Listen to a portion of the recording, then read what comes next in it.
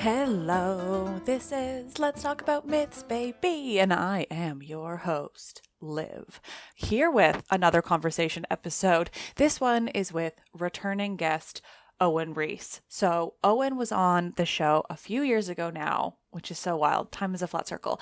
Owen was on this show when we talked about Sparta, because not only is he a classicist, but specifically he runs this website called Bad Ancient, which is all about, it's kind of like a Snopes, but for the ancient world. So clarifying these, like, I want to use the word myths, but obviously not in the way I always use it, but just these ideas about the ancient world that have been perpetuated, and they go through and they kind of answer whether or not it was real.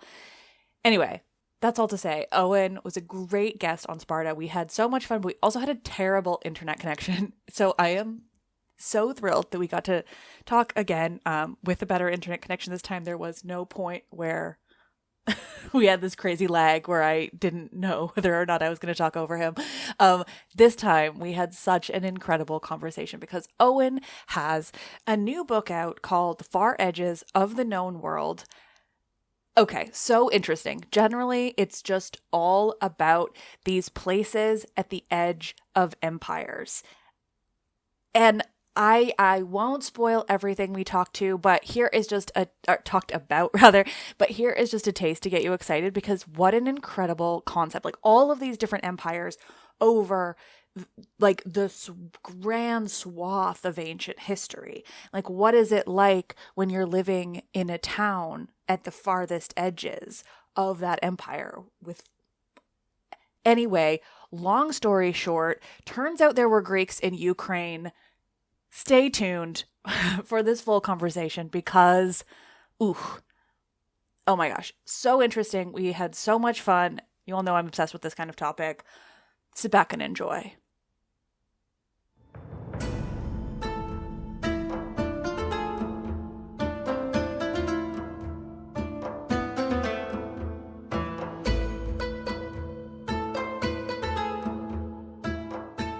Conversations.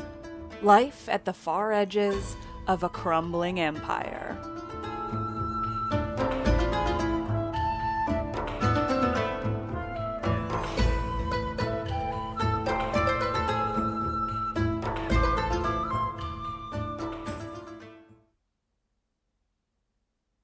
I started by saying I didn't have your book yet because I just went on and like did I looked up the synopsis. So I was like, I know we're going to have a great conversation, but this way I'll have a better guide. But so, I mean, based on what I've been able to read so far, and also just knowing you, which meant that I was looking forward to this because I'm That's not very kind. I was so ready to be like, oh, because you do Bad Ancient, and then I know that we would then talk about Bad Ancient. So we're not going to. But you do. You've looked at, it's like the fringes of the empire, right? And like, yep, the cultures and the civilizations at those fringes. I'm so interested in that, and like kind of what, like, I mean, I think you know as well as most that I don't love imperialism. It's not my favorite. Not a fan. I'm not a fan. And so I'm always so fascinated by sort of the alternative in these worlds, and especially Rome, because Rome is a horror show of imperialism. So, like, what do we know about these places that are, you know, in the empire, but also so far away from the empire that I imagine they get to have some level of freedom for their own culture? I don't know. Now I'm giving things away. Tell me about it. It is. No, they absolutely do. They do have that kind of freedom, and that's kind of what drew me to them, because the story of Rome has been told over and over again, and it's been told well. And the story of Greece has been told over and over again, and it's been told well. And every so often you kind of get to the point where, you know, you kind of pick up another book on it and you go, oh yeah, I know these stories. And sometimes you just kind of want to ask, just find out a different story really of these same cultures and people that we find interesting. So you're still in your comfort zone, shall we say. You're still in the ancient world. You're still in the bit you know. But you're just seeing it from different perspectives. And I suppose that's what this book was all about, really. I wanted to see it from a different perspective. And for me, that's life at the edge. Because like you said, you're away from the center, you're away from everything. You're Rome, you're Greece, you're whatever it is in name. And often what we find when people from the center go and visit these places, they're not convinced you're the same. And I just find that amazing. If we think of Ovid's Exile, where, you know, he goes off and is in a Greek-speaking town, and he's there going, they don't even speak Greek properly. And you're like, Ovid, you're not even Greek. Yeah. Like, what are you talking about? And you're so far from Greece. Like, yeah, they're going to speak a different dialect. That's just how people work.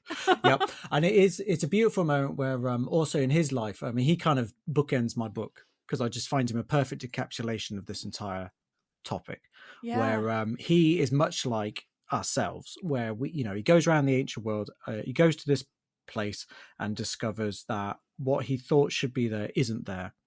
And so he sort of clings to, but that's not how life is. So he's a bit grumpy in his letters home. He's rather grumpy about the fact that he's been made to do military service. And of course, like, at that dude, point, you're in exile. Yeah, you're in exile. You're not special. Yeah, you're not meant to enjoy it. Actually, it's a punishment. So, you know, I was always fascinated by this. I've always been interested by underdog stories. I've always been interested by narratives that kind of get consumed by larger stories of these kind of empires, of these big central cultures. So I wanted to write a book that just didn't center that. So, you know, the whole book floats about the entire ancient world. Yeah. By which I mean Europe, Asia, and Africa. Yeah, I saw like in just even the synopsis, you went from like Morocco to like the far edges of the Black Sea. Like that's such a huge amount of space, but also so tied together. And we so rarely talk about those edges. Yeah, precisely that. And at the edge is where cultures not only have that kind of freedom away from the center. So, you know, they don't have to be exactly like the Romans demand of them and things like that. But also what we find is at the edge is where cultures come together most. And this really is what drives this book. Ancient history is often told from the perspective of boundaries and borders and control, which is valid, especially when you're talking about someone like Rome, Egypt, Greece, where the Athenians have these very set ways of looking at the world. And very much who's in their world, who's not in their world. And of course, the Romans kind of embody that most with their borders. But it's just not realistic. It's not the reality of the ancient world. And actually, when we look at the edge, this distinct categorization doesn't exist. They come together, they blend, they merge, and they usually produce something new. So they usually produce a different culture. Mm-hmm. And if we look at it just through the lens of the Greeks in Ukraine, the Romans in Morocco, and you constantly look at it through that lens, you end up Greeks in Ukraine though. Can we like? Oh, we will get back to them. Yeah, do not worry about that. Okay, we good. will get back to the Greeks in Ukraine because that is mind blowing. Yeah, but because the ancient world is one of movement, it's one of migration, it's one of colonization, especially the Greek world, the Roman world. You know, if you think of it through imperialism or just general trade migration, it is one of movement. And as they move, they interact with other cultures and they absorb basically parts of other cultures, and other cultures absorb parts of themselves. So what my book tries to do is take us through 13 case studies around the ancient world and through a large chronological span. So we go from pharaonic Egypt, where they're building the pyramids, all the way through to beyond the fall of the Western Roman Empire. We go to the fall of Aksum, which is in Ethiopia. Which times in with, the Prophet Muhammad has died historically at this point. So in European terms, we're in early medieval, the Middle Ages. Wow. But in Ethiopian terms, we've just ended the ancient world. Right. And I just find that a beautiful moment. So the book is about challenging cultural perceptions, historical perceptions, and also our own chronological perceptions as well. Yeah. That's the ethos of the book. Well, I'm obsessed with all of that. this is always what I want to be talking about, is this sort of like the other people, because 18,000th time I've said this, but like the ancient world was enormous and this big mixed melting pot of people, and we always just talk about Greece and Rome. So I'm so thrilled. And of course, we have to still use a lot of this lens of Greece and Rome because they were such talented colonizers, but still it's such an interesting difference. Like I've talked to people here and there about like the Hellenistic empires and things like that too, or I guess maybe not empires, Hellenistic kingdoms.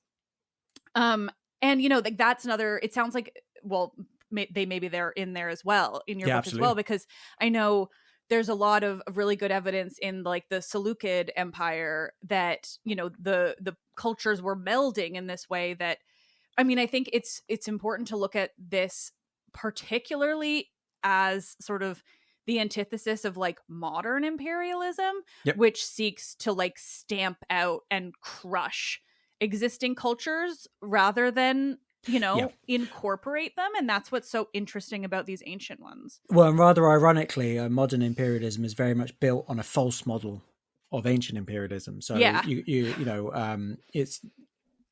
it's no surprise that the Roman imagery and the Greek imagery epitomizes British statements of imperial power, French statements of imperial power, even the blooming Third Reich. They're all trying to emulate what they think the Romans and or Greeks were doing and like. Mm-hmm. And of course, it's built not on a fiction, but on a simplification of the ancient world. So take the Romans, for example. We have this old model of Romanization, which is the Romans turn up, stamp Roman identity on everything. Everyone has to speak Latin. Everyone has to wear a toga, all that kind of stuff. And when we actually look at the edges of the Roman Empire, when we actually look at people living there and what they're up to, this isn't the case at all.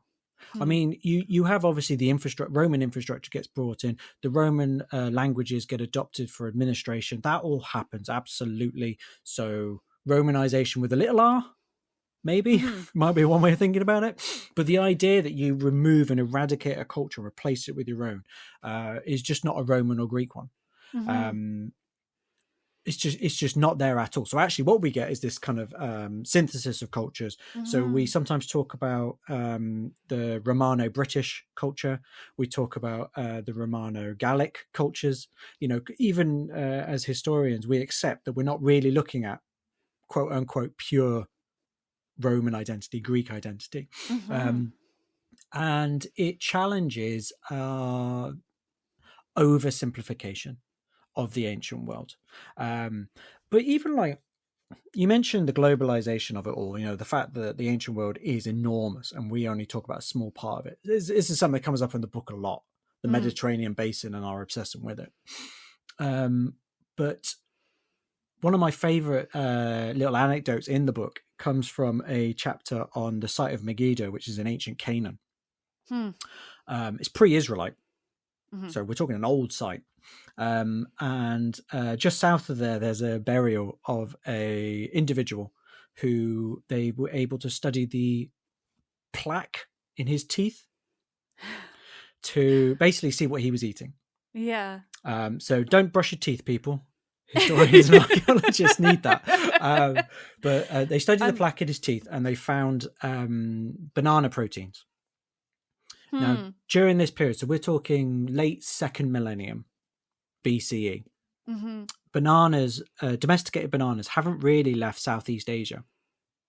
Wow. And we haven't really got any concrete evidence they've left Indonesia at this point. Wow. So, we don't know how far this person's gone to get this, but what we've got is probably come via a trade network through India and then beyond. This is a really dumb question based in my knowledge being so specific to the Mediterranean that I'm realizing they've got a problem.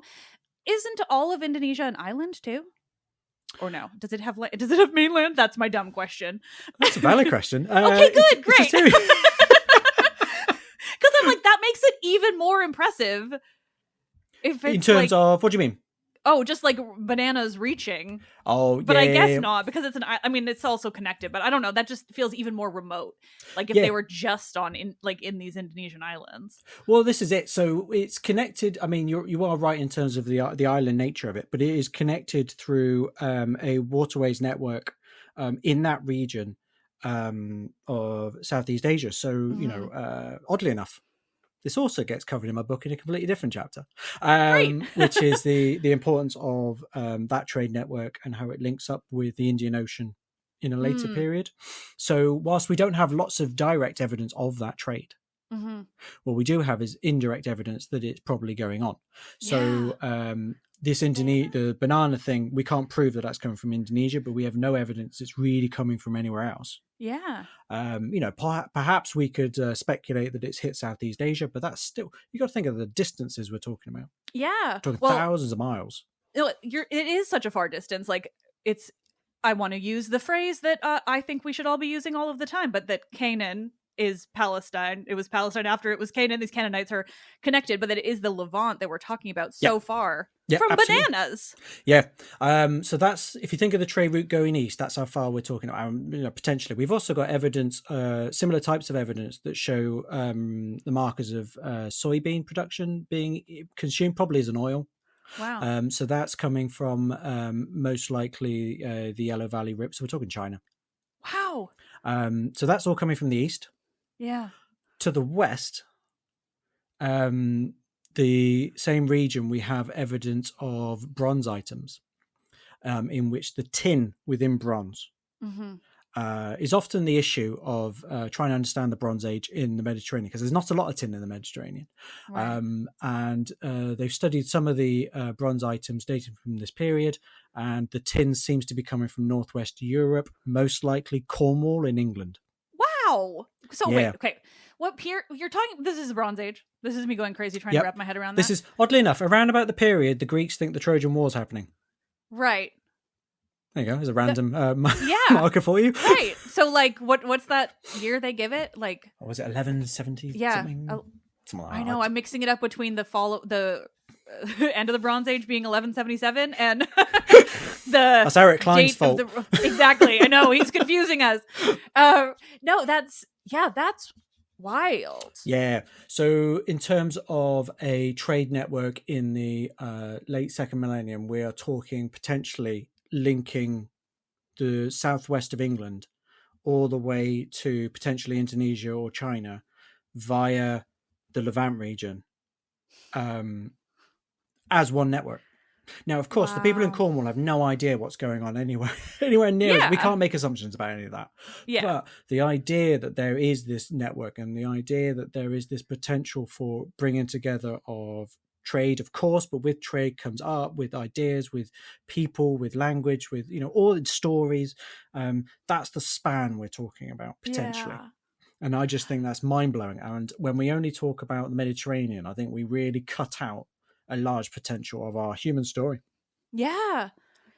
Well, and I mean, I'm in awe of that, particularly as it, connected way back to my point, because I'm always just so frustrated that even when we're specifically talking about the Med, it is tends to be so focused on Greece and Rome. Like, obviously that's changing now to a degree, but it is still so focused on that. But that's just me trying to broaden my knowledge of the Mediterranean, let alone going so far beyond. Like, that's wild. That kind of connection is, I can't even fathom that.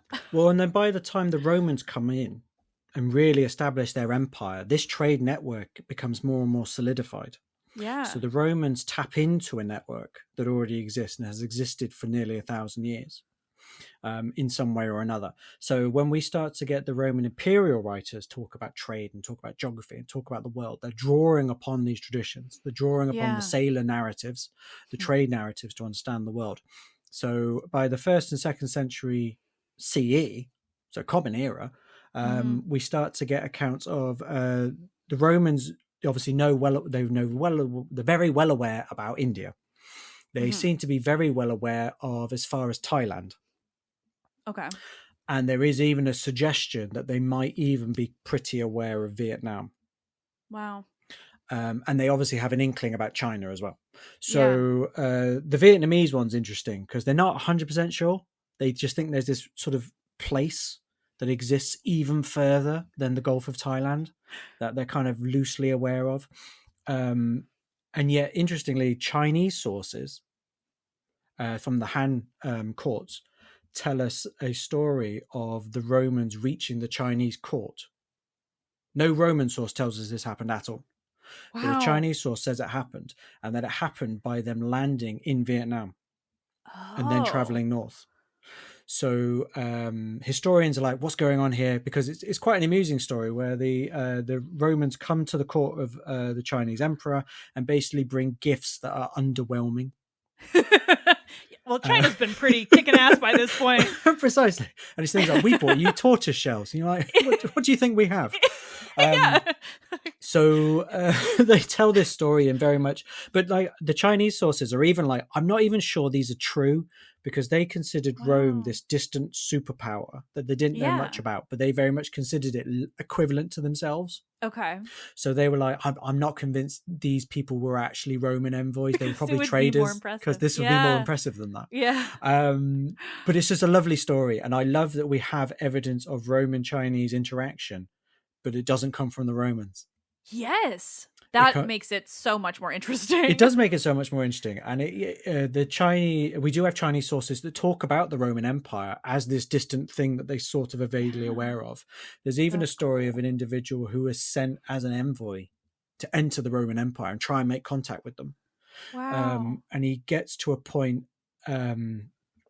he goes beyond India and he gets somewhere, and he basically goes, I'm trying to get to the Roman Empire. I'm trying to get there. And he gets told by someone, oh, no, it's thousands of miles that way. Like, you're nowhere near him. Yeah. Like, you've got to keep going. And he was like, oh, that's too far. I'm not going to go there. And actually what he had entered, he was on the verge of entering the Eastern Empire. Yeah. Yeah. I mean, if you're in India, you're not that far. You've not gotten far. like most of the way there. So he was either lied to. Yeah. Or they were like, well, the city is really far. I just love the idea he might have met a real pedant. Yeah. He was like, oh, well, technically. Yeah. Rome's that way. What are you talking about? Wow. But yeah, so they do tell these stories. So it is interesting. There isn't a lot of this. We don't have a lot of other cultures giving us their insight into the Romans, into well, not even really the Greeks very much, other than the Romans themselves. So when you get it, you just jump on that. You go, oh, this is amazing. What does it tell us? What does it tell us about the globalization of this world? What does it tell us about the interactions and the perceptions? And also, what does it do to challenge our perception of the Roman world by looking at another powerful empire who is judging them? Yeah. And it's beautiful. Being forced to remember via this kind of like tangible evidence, like just being forced to remember that all of this is happening at the same time, I think is so important, because it is bizarrely easy to separate the ancient world into these groups, these people who we can convince ourselves like never contacted each other, or that like, the ancient Mediterranean existed on a different planet or timeline than ancient China, who were, they were, both regions were doing these incredible things at this time and building these incredible empires, and I mean terrible ones too, and but like interesting because there's also a lot of odd crossover. So nothing to read into. It's just one of those temporal and chronological coincidences. So Rome in the 1st century CE is dealing with a province on the far edges of its empire, which has an uprising that in particular is being led by a woman, which is the Boudica revolt. I was ready for that. I don't know anything about her, so please. Any and every. I know. I've been working on it. She's awesome. Well, one, I need to have Elodie Harper. Why haven't I already scheduled that? But yeah, so feel free. Put very simply, she. So the story goes, there's a lot of mythology around her, and she is one of the great icons of British identity. But so the story goes, she is basically, her family is betrayed by the Romans. She's sort of married to a local lord who is promised one thing and doesn't get it, and then when it gets to the point where Boudica should technically inherit some sort of power and land from him. The Romans come in and basically take it. They end up raping and pillaging and doing nasty things to both her family, and her community. And she basically creates an uprising in the east of England, so Britannia, and leads, so the story goes, hundreds of thousands of warriors against the Romans over a period of a couple of years. And they actually do go through and they sack and they pillage and they burn Roman towns, even go through London and all this kind of stuff. And then they are finally put down, and the Romans save the day and all that kind of stuff. So that's the kind of story of Boudica in a nutshell.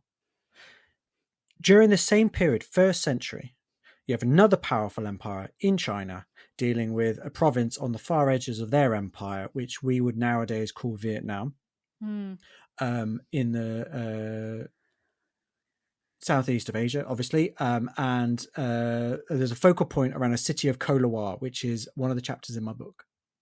So at Koh Lawar, there is an uprising against the Han Chinese, and it is led by the Trung sisters. Who also lead a massive army against them. They defeat the Chinese in battle. They don't just sack about 3 cities and take control of 3 cities like Boudica. They are said to have taken control of over 60 cities in Vietnam. Wow. So they really take control of Vietnam, or parts of Vietnam, from the Han Chinese. They then have to send their most experienced commander with a crack force of Chinese troops to finally defeat them in battle. And there's a story about, there's various traditions about how the Trung sisters died or killed themselves or whatever it was they did. And then they became, just like Boudica, this symbol of resistance to oppression, the symbol of resistance to imperialism in the country. And was used time and time again. Even when you look at like French imperialism in Vietnam, the Americans going into Vietnam, all this stuff, the Trung sisters get brought up time and again to kind of talk about that time where, we stood up to the greatest powers and we can resist them. And it is, it's a phenomenal story. And I just love the chronological coincidence of it. That's the coolest thing. Yeah, it is amazing. And it's we see a few. There's a few other things where you just kind of ask the question of like, is there like a memo going around? Yeah, ancient world. So my other one is the Chinese, when dealing with Vietnam, they have this idea of the barbarian. They have their own version of what they think a barbarian is, and they talk about the Vietnamese as this type of barbarian. Right. And when you read the descriptions of them, you could just as easily be reading a description of the Greeks talking about the Scythians or the Thracians. It's exactly the same, even down to their, they wear animal skins and they don't live right, and their women have too much authority and they have sex in a weird way. And, or my personal favorite, they have tattoos. There's an obsession with tattoos. They love to consider these people with tattoos to be just these awful barbarians. This is it. This is absolutely it. So can't fight them. So it's an interesting moment where you kind of wonder, like, what's going on here? Is this just another coincidence?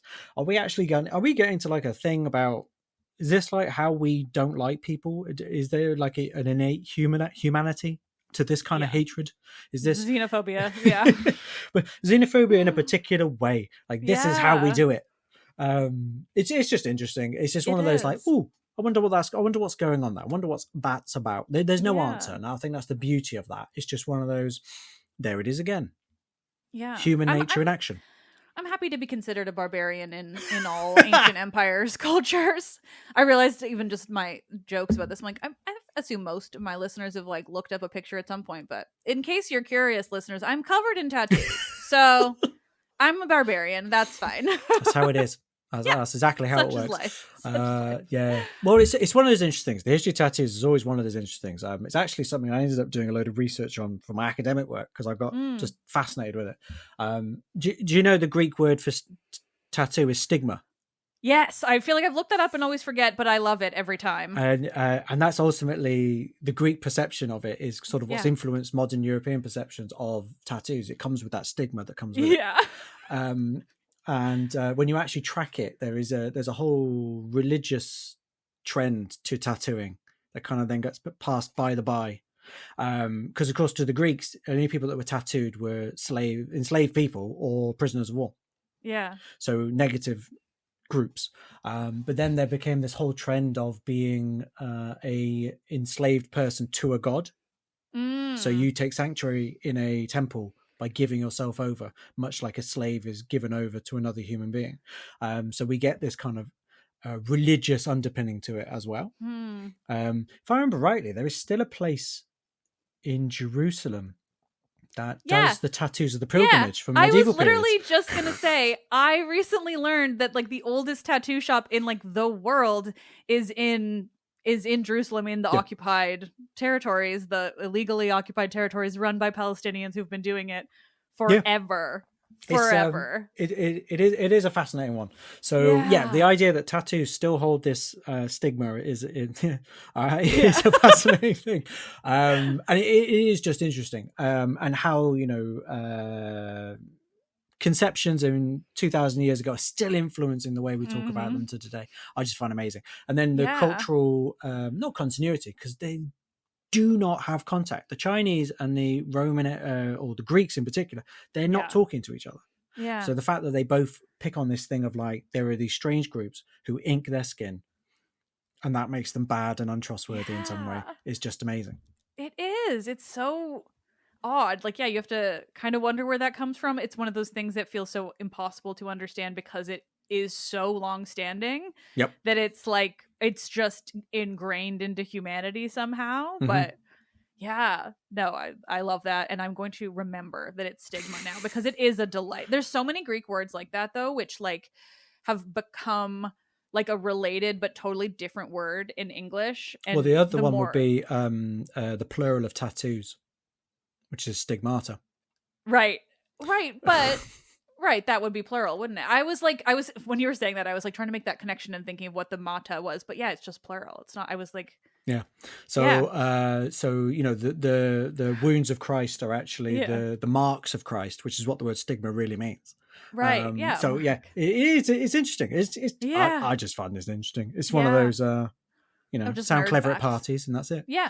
Oh, no, that's like 90% of my brain at this point. And it doesn't leave any room for like, staying on time or doing things, remembering.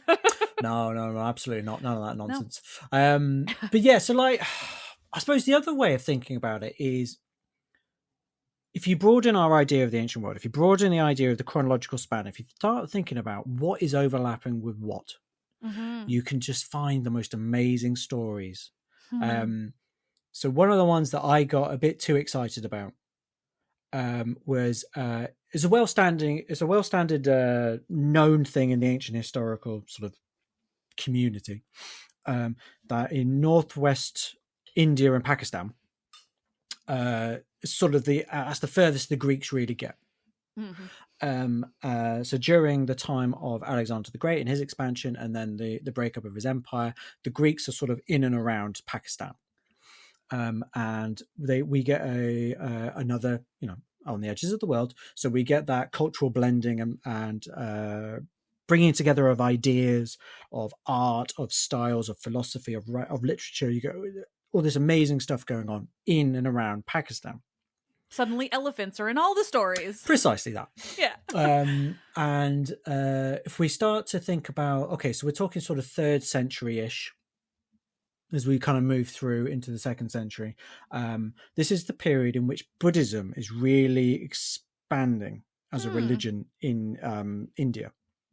Wow. And we get things like the kingship of Ashoka Maurya in India, who is sort of a patron of the Buddhist religion. And this is all whilst the Greeks are in northwest India. So they're all part of this. Yeah.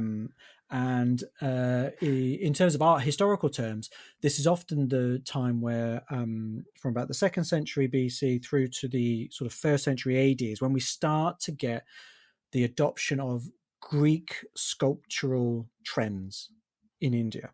Really? Yeah. And the embodiment of that. It also goes the other way, I should point out. At Pompeii, we have a table leg from India, or of an Indian sort of divine body. Cool. Being. So it's going the other way as well. I'm not talking about just a single way, but the sculptural trend through into India is often talked about because, among other things, Hercules starts turning up in Indian art, which I just love. Yes, he gets around, that guy. He does. I mean, literally and figuratively. They also really get into Atlas as a figure. Interesting. And they give him wings. Huh. So we get this real unique take on Greek myth, Indian stories, Indian myth, and the two art styles coming together to produce something quite new. Yeah. And the embodiment of this is that it's generally considered that the northwest of India, Pakistan, is where Buddha gets his physical form as a sculpture. Oh. Because before this, Buddhists never portrayed his human body. Oh, okay. It was considered sacrilegious. Interesting. Very common now. Yeah, well, it's very common now. And if you think about it, Buddhists may not depict, they may not depict their gods, their Buddha, but the Greeks definitely do. They love doing this stuff. Yeah. So you tell them there's a divine being of some sort, they will make a statue. Yeah. Oh my, yes. Probably another 18 of them. Yeah, precisely that. So Buddha starts to get his form. So, this is often said, look at the Greek influence on India. Look at how we've influenced Buddhism. Isn't that we? Oh, we're all Greek. Yeah. That's the European tradition. But what they don't often talk about, and what is being studied now, and it's getting really exciting what's coming out, is they're starting to study it going the other way. So what of Indian culture, Indian ideas, Indian literature is going into the Mediterranean. One example would be there's a whole study on whether or not Buddhism is influencing, well, not just Buddhism, Jainism, and other philosophies may well have influenced Greek philosophy. Makes sense. How deep that might go. Of course, your sources will never tell us this. Yeah. So it's about trying to work it out, trying to dig deep into the philosophies, and also try and work out timelines and all that kind of stuff. Yeah. It's done by much cleverer people than me. Okay. That's why I get those people to come talk to me, because I'm not doing that. I'm not doing the stuff you're doing. So thank you for doing that. But I can talk myth forever. We all stay in our lane. That's what we do. So we've got this kind of stories going on, but also when I was sort of reading this, I was like, oh, that's really interesting. But there is also a story of Ashoka, the Indian ruler I told you about. He actually sent a load of what would be the word? Buddhist envoys, basically, to spread the religion. Wow. One of them, interestingly enough, is described as being Greek. He's a Greek Buddhist. Wow. But he wasn't sent to Greece. He was sent, I think, to east of Afghanistan, if I remember off the top of my head. It would have been very practical to send him to Greece. It would have been, wouldn't it? I think they did not send him to Greece. A lot farther. They didn't like barbarians. You send in a real one and you say, listen to Buddha. That could have worked. Could have worked. But what's interesting is we do have evidence of Buddhists in the Mediterranean. Cool. So there is a tradition. There was one source that described Buddhists living in Alexandria. So this isn't an Indian source. This isn't a Chinese source. Nothing like that. This is actually for want of a better word, a canonical European source. Western civilization. One of those proper ones. Yeah. Tells us that there are followers of the Buddha, spelt with 2 T's, in Alexandria. Doesn't tell us much more than that. I think it might mention that they're vegetarian, but it doesn't say much more than that. Yeah. But it is just one of those. There are Buddhists in. We're like, okay, that's quite cool. Are we talking like Hellenistic later? Later, so we're talking Roman Egypt. Okay. And then we also Roman period. We have in Plutarch a description of an Indian envoy that gets sent, or like an ambassadorial group gets sent to try and meet the Emperor Augustus. And they meet him in Athens. And among that group is described an individual who some scholars think is a Buddhist monk. And he ends up self-immolating himself. So he sets himself on fire to prove his faith. And to sort of show the power of the faith of his religion, and dies. And Plutarch tells us that the Athenian people were so enthralled by this and so impressed by this that they built a tomb in his honor and erected an inscription that basically said that this man from India, they give him his name and everything. This man from India has died and become immortal in accordance with his own faith. Wow. And that's just an amazing statement. Yeah. because often it's often belittled Greek and Roman religion as just, they'll just steal anything. Yeah. They'll just, even in a technical term, they'll say, syncretism. And you're like, this is a real amazing moment of engaging with a different religious perspective, a different perspective on life, on death, on everything. Yeah. And going, we don't really know what you've done and why Yeah. it matters so much to you, but we do know it does matter. So we will honor that. That's actually like, that's an enormous statement. I mean, I think it's an enormous statement for the ancient world, but also I can't help but thinking of like modern, zealot religious monsters and the way that like that would never happen. It's all about mine being the best, the only one. This is the only God. You are all heathens, this bullshit. And meanwhile, the ancient Athenians, who were notoriously some of the least empathetic to outsiders people in the world of ancient history, but they were like, no, this was in accordance with his faith. Like, what an acknowledgement. It's amazing. It's absolutely amazing. But you'll notice, as I've been telling these stories, you mentioned about Alexandria, we're talking Hellenistic. It's a perfectly valid question. No, but we're in Roman Egypt.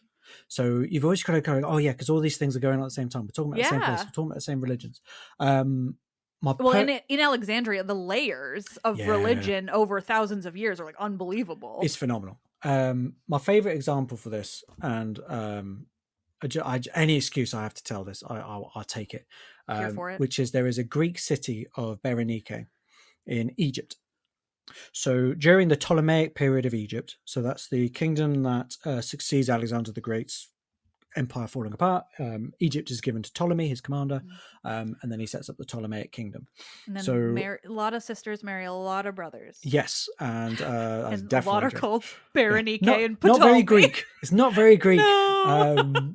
And it's a perfect example of like the whole uselessness of us talking about these cultural silos in the ancient world. Like even when you just look at the Ptolemies, you're like, come on, you can't talk about the Greeks in Egypt. It doesn't work like that. No, they're wacky. But they're also not Egyptian. So there's something new. So Berenike is a town that's established on the coast of the Red Sea. It is one of these important towns in the trade routes through the Indian Ocean that connect the Mediterranean right through to China, if you think about it. And at Berenike, we have a temple of Isis, the Egyptian goddess. And within that temple, they 2 years ago discovered a statue of Buddha. Wow. So at some point during probably the Roman period, an Indian trader, maybe an envoy, maybe an ambassador, maybe a messenger, it could be anything, has clearly come to the temple and dedicated a statue, perhaps of thanks for his successful arrival or for the trade going well or whatever it is. But they've given this statue to the temple. And that in itself is interesting. It's a lovely story. But it's when you step back and you go, hold on. We've got an Indian individual coming with a statue of Buddha, which shouldn't have a human form. A statue of the human Buddha being dedicated by an Indian man in a Egyptian temple, in a Greek city, in the country of Egypt, which is under Roman rule. Yeah, that's all the cultures. Yeah, I've got all that right. So the idea that you would talk about this individual doing this act as being an Indian or a Roman thing is ridiculous. It just completely falls apart. This is absolute nonsense. All these cultures are going on at the same time. And it's when you're at the edges of the world, when you actually get away from this cultural purity nonsense, that you actually see this amazing grey area in which I argue in the book much more interesting things happen. But our evidence is a lot less giving to tell the narratives and the stories.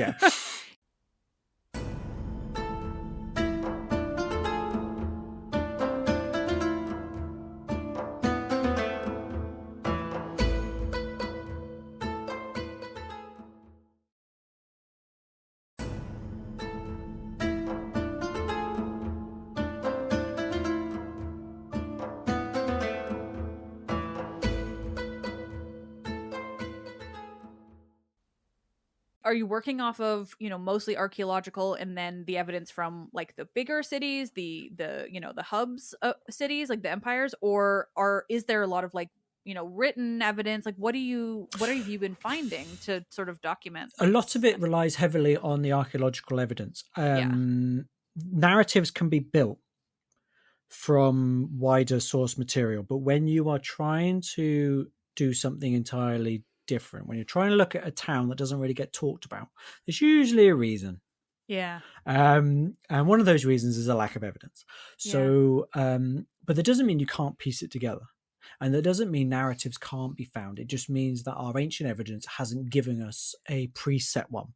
Yeah. So, which sometimes I imagine is good, because it is good. It you means can't you can go always in really trust their interesting. You can go this is it. You can go in so much more interesting topics. But ultimately, my book is not a narrative history from start to end. That's not how it works. Mm-hmm. Because if you want to do that, you can only tell the same sort of stories. So you got to think, how can we tell different stories? Okay, well, it's almost like every chapter is almost like a short story. Or even built up of short stories to understand this town and what life was like there, and the themes and the ideas that come out of it. There's one which is a Roman site in Morocco, Volubilis, which starts basically as probably a Berber settlement, or what we would now consider a Berber settlement, a local group called the Maori, by the Romans. They seem to have started a settlement. It then becomes a Carthaginian town. Wow. We still haven't got any evidence, by the way, at this point. We've just got a bit of physical evidence. It then becomes under the control of the Romans, but it's not under their direct control. It's given to the king of Mauritania, which is a guy called Jubba II, and his wife, Cleopatra Selina. This is so funny. I literally just recorded with Jane Draycott on Oh, have you? Attributions. Oh, Jane's amazing. Friday. Jane's amazing. Last week. Read so her I'm book. Like, oh, this is great. Yeah. Read her book. Her book covers that whole story in amazing detail. Yeah. But even within her book, she can't go into Volubilis in much detail because of the narrative she's trying to build. So it's only when you focus in on a town on its own, and you kind of go, okay, to build an idea of what's going on in this town, we've got to take almost a longue durée approach. So let's look at its entire life and find the stories and find the themes and find the ideas that are coming out. And they are there. So this town goes through all this. It goes through an attempted uprising against the Romans that just catastrophically fails. But it sides with the Romans. It doesn't side with the locals. So that's interesting. It then gets betrayed by a later Roman emperor who actually shrinks the Roman Empire to kind of control it better. And so all of a sudden, this town that had been in the Roman Empire for hundreds of years is now no longer part of it in a day. So you're like, what's going on now? It's going to fall apart. They can't possibly do anything. Of course, that's nonsense. What you get is what you always get: humans persevering, ingenuity winning out, and generally continuity, because no one really likes change. Yeah. And that was something that I kept coming back to within this book. I kept finding it time and time again. Empires come and go, rulers come and go, who's powerful in the region, who you're paying tax to changes, but towns generally persevere. Yeah. And I just think it's fascinating, and it's in many ways quite humbling, because we often find ourselves today kind of obsessed with this idea of, well, what would happen if this occurred? And from a historical perspective, you're like, probably not a lot. Yeah. Day to day, like a lot politically, and you'll get horrific big events occur that are nasty and disgusting and terrible. Yeah. But farmer in a field, probably not a lot. Yeah. Well, it kind of reminds me of how we are all just continuing on with our regular day-to-day lives while the world descends into fascism, or certainly the West. So we often assume without going on a soapbox, because history is told as a narrative, we are encouraged to think of it as a story. So it's got a beginning, middle, and end, and every history has a beginning, middle, and end. It's why we love the rise and fall of empires. As a narrative device. But history is not a story. It's not a narrative. We find narratives within it. And so we get so obsessed with, like, take the fall of the Roman Empire, like the Western Roman Empire. It's this idea that everything just goes catastrophically wrong in a matter of a year, and, books just suddenly disappear. No one can read all of a sudden. It's like the end of the Bronze Age. Yeah, gone. It's just human intelligence. Poof. Precisely that. One thing that my book keeps, and it comes from the very beginning, because I was fascinated with this idea of what is the constant through human stories. I don't like the concept of universality, but what are the common threads through all human history? And one of them is ingenuity, problem solving. So different cultures solve problems in different ways. But it's only the narrative we tell ourselves that there is a particular way humans are supposed to do it. And if you've done it one way, that means that you're less developed or you're more developed than another way.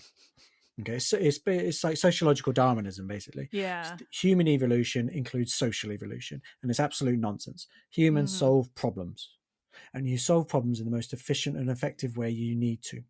And it's only when you encounter another culture that's had to solve their problems differently because of different reasons, and they've decided that they're more powerful than you, or indeed have proven themselves to be more powerful than you, that they decide that you are less than them. So this book really kind of goes, look at all these cultures solving very similar problems in very different ways. Yeah. Isn't this amazing? And it means that we get to talk about histories that we don't often associate with ourselves. So, we get to talk about the nomadic histories. Yeah. We get to talk about the non-literary cultures. Yeah. Wow. As well. Yeah. Okay. I mean, there's so many things, basically. This is all fascinating. And then this is my brain going, okay, where do I go next? Because like I have, this is so interesting and I want to know more, ideally, about some of those, like, I mean, nomadic cultures. Like, can you talk a bit about what you learned there? Because I'm absolutely fascinated by them. Yeah. So, I mean, earlier I name dropped the Greeks in Ukraine. Yeah, we got to bring them back. We got to bring them back. We've got to bring them back. So, during the sort of 7th and 6th century, the Greeks go out and put up, basically erect colonies around the Mediterranean. Yeah. Not colonizing in an imperial sense. Yeah. We are talking about setting up colonies generally for trade. And like movement, they would, immigrate and make a colony. But so they then grow out from that. But we're not talking, this isn't empire building. It wasn't as destructive and deadly. No. Yeah. So the Black Sea was an important point of important place within the European map that was particularly vital in terms of trade networks. So, of course, if you can control the Black Sea or have anything on the Black Sea, you actually connect a lot of Eurasian land to your trade network. So it's an important place. So what we see is Greeks setting up colonies around the Black Sea. And to the furthest north, they do set up colonies in Ukraine. Wow. In particular, around Crimea. Huh. Okay. Wow. So my favorite, and this chapter of the book, is the Greek site of Olbia.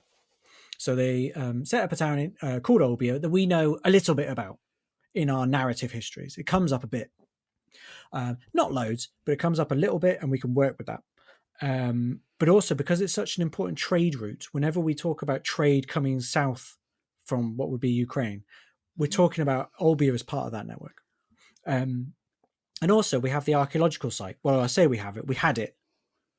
We will find out if we still have it. Right. Once the war in Ukraine is settled. Yeah. I should point out it was on my list of places to visit. Oh. So not the worst thing to come out of Putin's invasion, but it was a frustrating moment. Unfortunate. And we certainly hope that comes to an end. Yeah. But anyway, Olbia. So the site of Olbia it began as a market town. But what's important to note is that Olbia in Crimea is slap bang in the middle of an area the Greeks call Scythia, which is the home of the Scythians. Yeah. Now the Scythians, brilliant culture.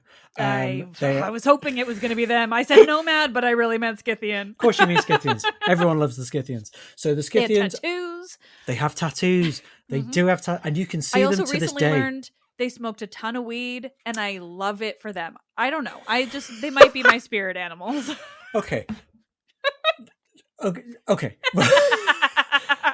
There's no evidence they smoked it. There is evidence that they hotbox? They hotboxed it. Yeah, okay, that's exactly what they did. So they created a steam room, basically. Yeah, and then sat in that's close. That's enough. close enough. So it's Herodotus. Herodotus tells us about this. He tells us about. It's also one of the first times the word cannabis appears in the Greek language. Hell yeah. But he's talking about the seeds. So they throw the seeds on the hot stones and they create a tent around it. And yeah. That's so cool. Anyway. So that's all amazing. Cleansing Priorities. ritual and all that. Yeah. But the Scythians are to the Greeks, they are the quintessential barbarian.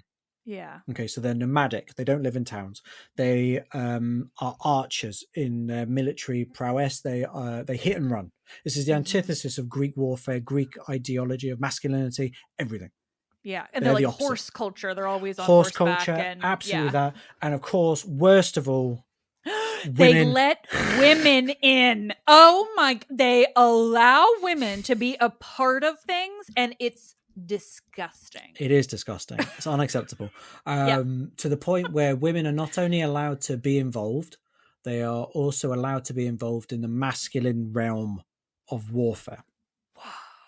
So it's the idea of the Amazon. Well, so the link is the link has been argued. I can't really see how anyone can disprove it, but it's not like set in stone. It's not official, but yeah. But yeah, so the idea is this may well have inspired the Amazon myths. So the eschewing of men in an entirely female warrior culture.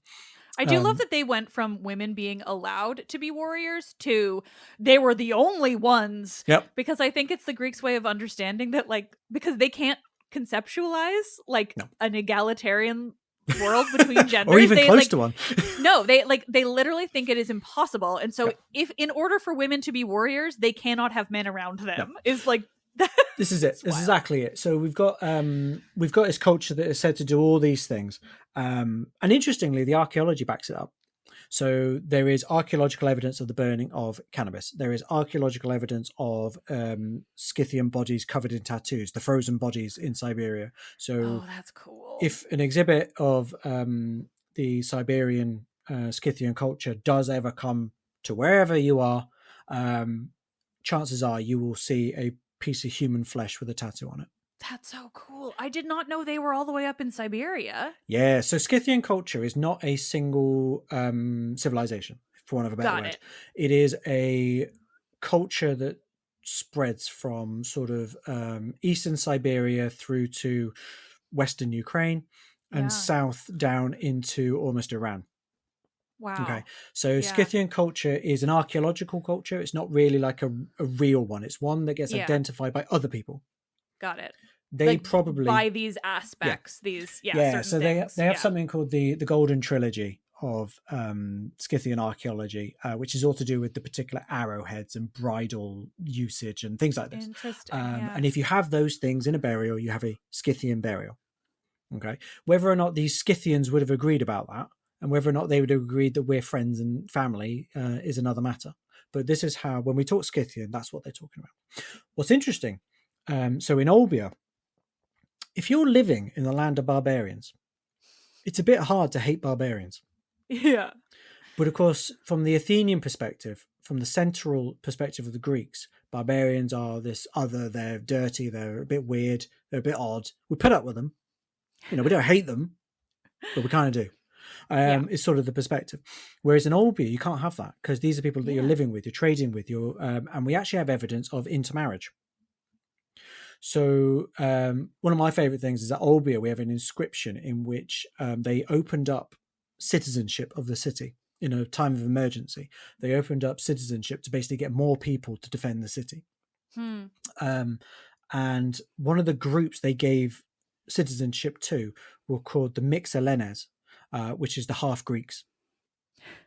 And so this is your intermarried groups.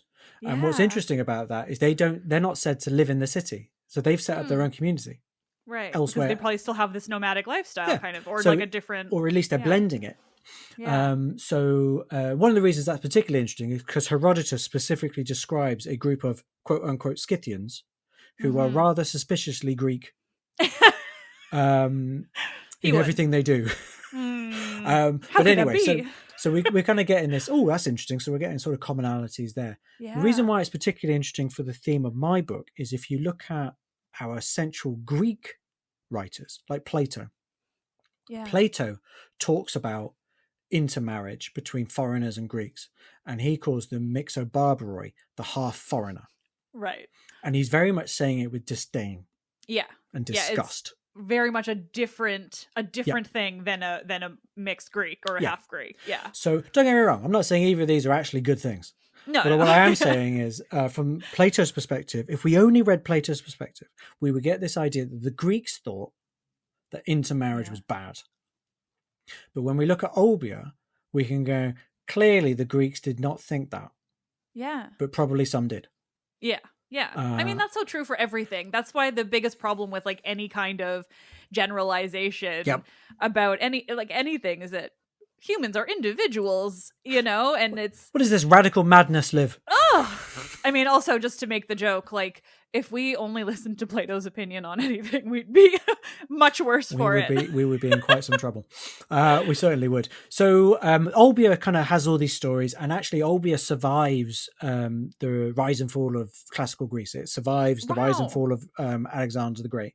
It goes into the Roman period, and then it is sacked by a Dacian group around about the time of, I think it's Julius Caesar.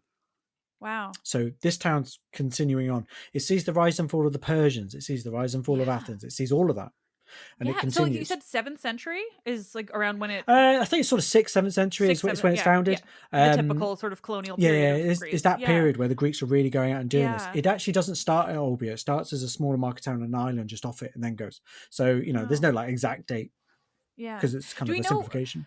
It feels to me like that kind of area, like setting up a colony in that kind of area, would also be pretty dangerous. Like, do we know if they... Yeah, like that's why, I mean, I was going to ask how long it lasted, but you beat me to it. And that was... Yeah, that's a surprisingly long time. But one of the suggestions is that the reason it survives is because it is happy to be under the...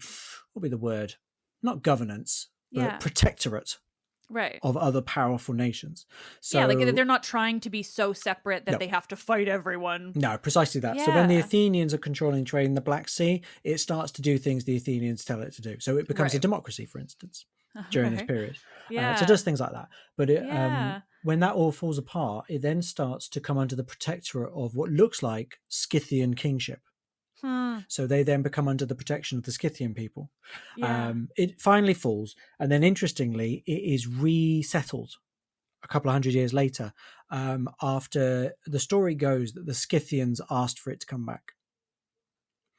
So they basically went back to the Greek group and went, "Can you please resettle Olbia and bring us this trade market back?" Now, how true this story is, we don't know. But I love the idea that Olbia survives, not because of the Greeks, but because of the want of the Scythians. And I just think that's amazing. We have a Roman writer, a Greco-Roman writer, who then journeys to this new Olbia, and he interacts with an 18-year-old, clearly elite man in the city. He's only 18. But he's described in a very elite manner. But our source talks in admiration because he finds him very attractive, but in disgust because he's wearing trousers, which is the most foreign and barbaric thing you could do. It is the most girly. I'm glad you said it, girly thing you could do. Yeah. He's wearing trousers. And then interestingly, going back to what we were saying about Ovid, our Roman source, when he talks to this guy, also mocks the way it mocks his understanding of Greek poetry, and he's like, he's so simple, and you're just kind of like, oh, hold on. Like, let's leave the lad alone. He's like, who's your favorite Greek poet? And the guy goes, I like Homer. And then, isn't that ridiculous? He only likes Homer. He's not alone. Kind of their thing. It is their thing. So Olbia kind of has this story. But what I wanted to do with the book is, like, it's really easy to find these ways of, look, I haven't really flipped the narrative enough by telling a story of the Greeks interacting with the Scythians in a positive way. All I've done is found another way of telling the Greek story. So what I wanted to do was to find a way of telling a story from the Scythians' perspective. And to do that was hard. Because that's entirely an archaeological culture that is also nomadic and generally doesn't leave things behind. So I ended up being able to do this by finding a well-known site further north in Ukraine called Bilsk, which is a huge, and I mean huge, fortification. Wow. Okay. So it dates from, we're sort of talking like 5th, 4th century BCE, sort of that kind of time period. So it would have been around. There's the famous story of the Persians invading Scythia and then having to flee. It was a fort at that point. So it would have seen these sort of things going on. Yeah. And it is enormous. It is, if I get the numbers right, it's something like 33 kilometers is the length of the walls. Holy shit. Yeah. So for context, Rome in the 3rd century AD, CE, the Aurelian walls and all that is about 19 kilometers. Wow. So it is enormous. Yeah, that's huge. In terms of acreage, you could fit it on the island of Manhattan and not have a lot of wiggle room. Wow. So this is enormous, an Yeah. enormous fort. So you've got to ask the question, who's built it? What's it doing there? What's going on? And it has local groups that are not Scythian. They clearly started building small forts on the plateau. And then the Scythians seem to turn up at some point. And that's when we see the massive expansion of this fort. So there's a weird conundrum in that a nomadic group have caused the building of a static fort. Yeah, the opposite of what we're supposed to think they do. That's not what they're supposed to do. Yeah. And most of the fort is empty. So this huge space is predominantly empty. So there's clusters of industry and housing and stuff like that in the corners, but the predominant space is empty. So some people have argued, some scholars have argued that this is possibly because this is where the nomadic groups brought their livestock in to keep it safe. Okay. Because you've got the space. Or perhaps it's where like a large royal cohort or sort of a royal party might have set themselves up as they moved through their land. It's all guesswork. We're not really sure. But we have a beautiful site that we have Scythians there, we have local indigenous groups there, and we have Greek evidence there as well, because the Greeks are trading with it. Yeah. So we have all this mix. So we're able to tell the story of Bills from this perspective of not what the Greeks are telling us about it, but actually what it is telling us about these people. And what it tells us about these people is, one, a lot of the Scythian graves are starting to tell us they may not have been that nomadic. Going back to all humans, it's hard to do a big generalization, particularly over thousands of years. Well, and also humans adapt, humans change. So nomadic groups do decide to stay still at some point. Sometimes it happens. Yeah. And ultimately, at some point, every culture that is sedentary, that has to have occurred at some point for that to happen. So we get that. We also get evidence there seems to be art commonalities between Scythian art and what we might colloquially call Celtic art.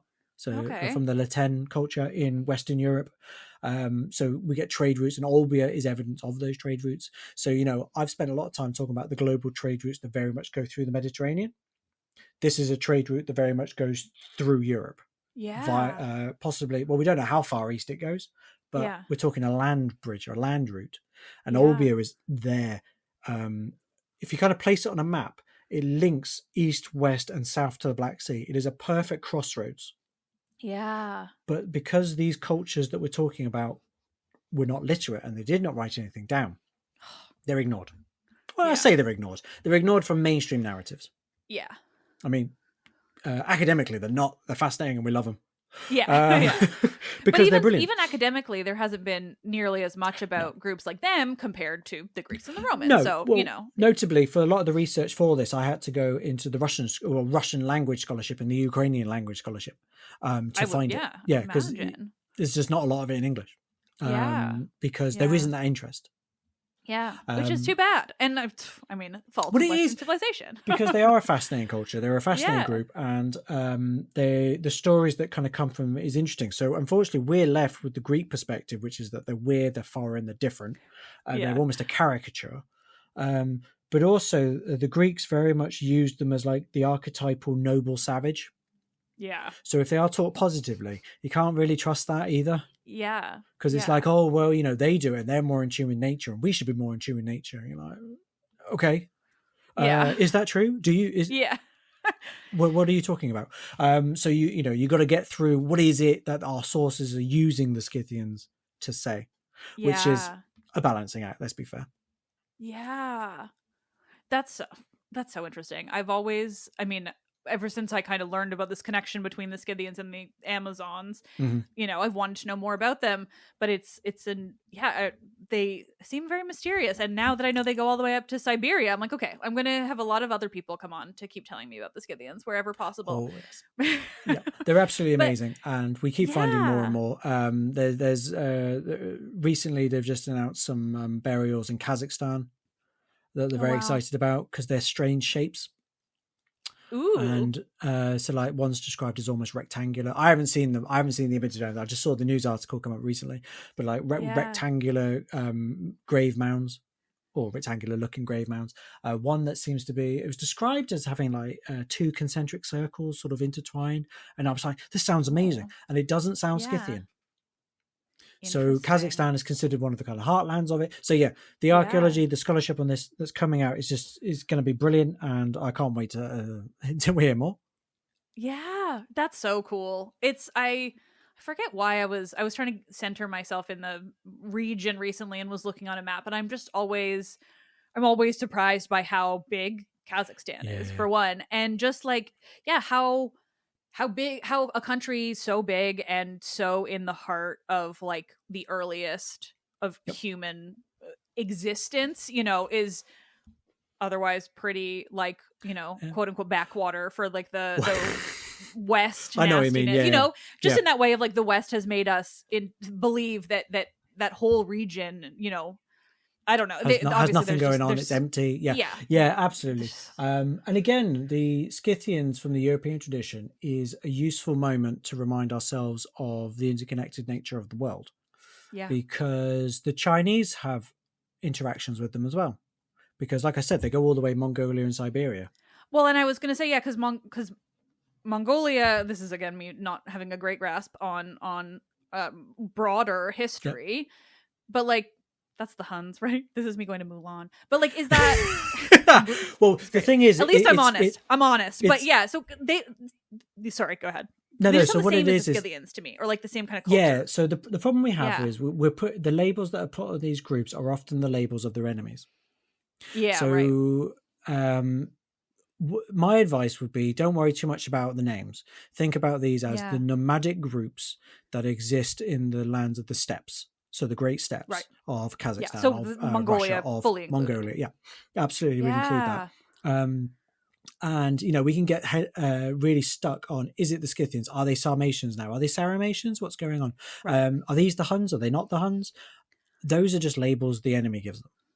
Right. And to kind of sum it up, if you go to Roman sources, when our Scythian culture that we identify as Scythian has long ended, like there's no archaeological evidence they exist at all anymore. And our Roman sources are still calling them Scythians as well. Right. So it is just the label you give nomadic groups causing trouble in your eyes. Yeah. And of course, then you get specific ones. So the Huns are particularly the problem, or, whoever it is. So the Chinese have their versions of it as well. I remember reading a long time ago, an argument about the migration of these groups being linked. So actually what is going on in the east with these nomadic groups with China and places like that might be having a knock-on effect to all the other sort of social groups within this expanse. So maybe migrations in the West are occurring because of this movement of people.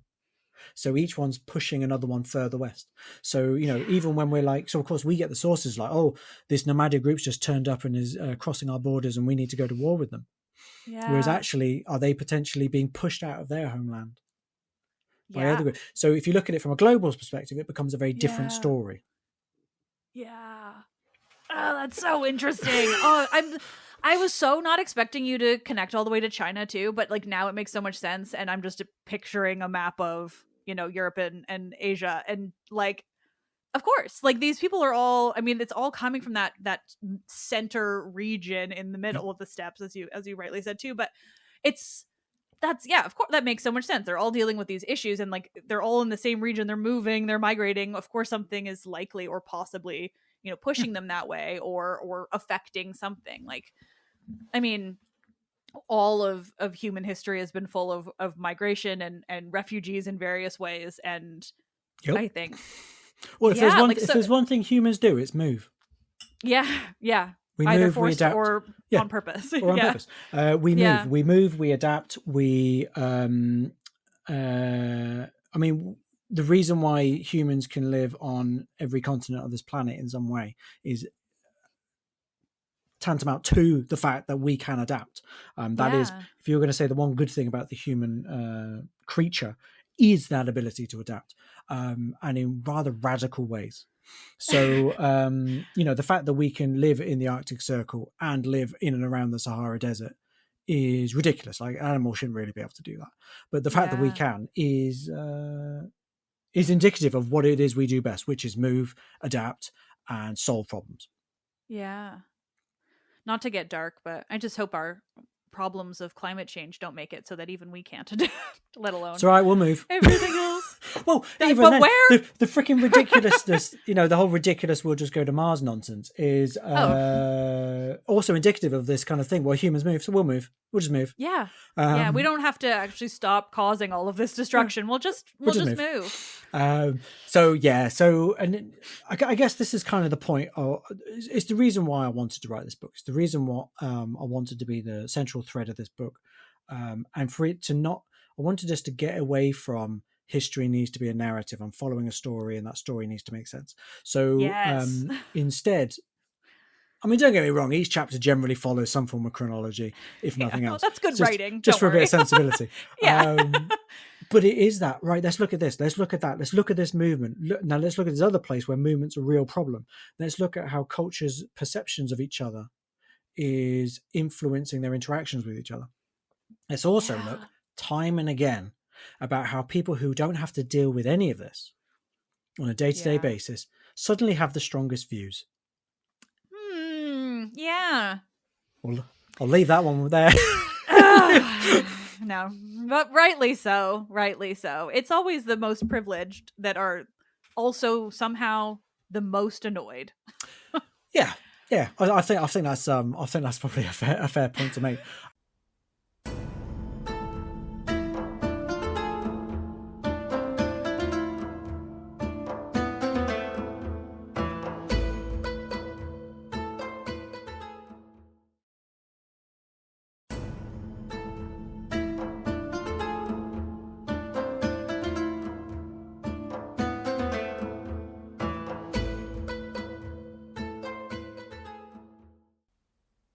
One of the other things I wanted to do in this book was to not get I didn't want to, like, there's a movement in the ancient historical community to kill classics, or classics should be brought down in some way. And this was never about any of that. This is not about the Athenians and the Roman stories are not interesting, fascinating. It's what got us into all this. Yeah. So I don't think I didn't want to dismantle any of that. So I very much saw this book not as a rewriting of their history, but as a broadening of it. Yeah. These people are interesting. These stories are interesting. Have you ever wondered what the Antonine Plague might have actually had as an impact in a poor village in Egypt during this period? Yeah. So one of my chapters is on the village of Karanis, which is an amazing village in Egypt. And it's amazing because I kept saying we've got no evidence, Liv. It's a slight lie. We haven't got the evidence. Found enough. I found enough. We haven't got the evidence that generally historians like to have, which is the nice grand narratives, your Thucydides and your Tacitus and stuff like that. Yeah. But we do have a few sites that have a lot of evidence that's unique. And the Fayum Oasis, which is to the southwest of Giza, is one of those places. So we have lots of villages and towns in the region from the Roman period, the Greek period of control over Egypt, but also pharaonic Egypt as well. And it's because of the conditions. The anaerobic conditions of the sand basically means we have organic material that survives. So we get amazing things like clothing that still survives. But we also have things like wooden toys from children still survive. So you can see the sort of wheeled horses that they played with, and it's just beautiful. It's the most humanizing of evidence that we have. One of the other things we have is a lot of papyri, which normally would degrade. But we have a lot of it. And a lot of it is found in the homes of people who have saved it. So it's like, basically they're described as like family archives, but they're more like the documents in your life that you can't lose. and you put in a safe box. Your passport, etc. It's stuff like that. Yeah. So we get contracts, which gives us insight into day to day. We get business contracts, we get teaching contracts, we get education contracts, all this kind of stuff. We also get like receipts, so quite boring things, but it gives us insight into day to day. But we also get letters people have written and have kept. We also get letters that people didn't keep and obviously threw out, but we get those as well. So we love a trash pit. We do love a trash pit. I mean archaeologists, which I'm not one of you, but I know archaeologists love a trash pit. They do. They do, because you never think through what you're throwing out. So, we have like personal letters from people, which gives us amazing stories of everyday life. And Karanis is a lovely site because, among other things, it has it was built in the Ptolemaic period. That's when it was founded. But it's always had a community of military veterans living there. And when the Romans took over Egypt, they kept that going. So it became a military veteran town. So a sizable portion, it's under 20%, but I think it's about 15% of the population are military families. So we get this amazing insight into people who have gone and served in the Roman army, come home. Yeah. What happens after you leave the Roman army? Places like Karanis tell us their stories. And it tells us things like there were laws in Rome that if you were a veteran, you were exempt from certain punishments and you were exempt from certain taxes. So if you looked at the laws, you go, a veteran had these privileges and this is what they were given. And this is what they, you could not do this to a veteran. Right. If you then look at the letters in Karanis where they're complaining to their local magistrate going, I was just beaten as a punishment and I'm a veteran and I did this and I should not be being beaten, or I'm being made to do this work and I should not be being made to do that. It's the reality behind the laws, which is like, no, they shouldn't be, but yes, they are. Yeah. I mean, that sounds like, I would say broadly legal issues in the West, but right now I'm just, that sounds an awful lot like everything in America. Well, the example you're not technically allowed, but but it's happening. The example I always give is in the UK. So cannabis is still a restricted drug in the UK. So even if you went back to when it was at its most strict ruling, and you kind of go, so that period to smoke cannabis or to use cannabis in any way like that was illegal. So no one did it. And you're like, nobody. Those are two very different statements.